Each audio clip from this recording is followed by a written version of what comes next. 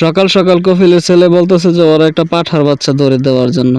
আর সৌদিরা মূলত পাঠার বাচ্চাই নেয়, পাঠার বাচ্চাই খায়। খাসি টাসি আমি খেতে দেখি নাই এখন পর্যন্ত, খুব কম খাই।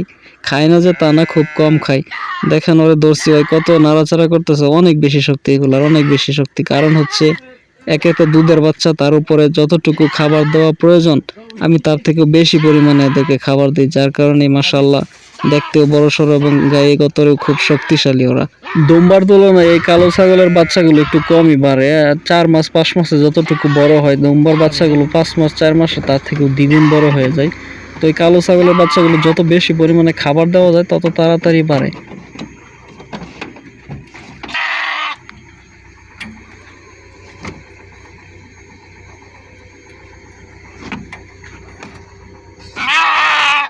Sick face.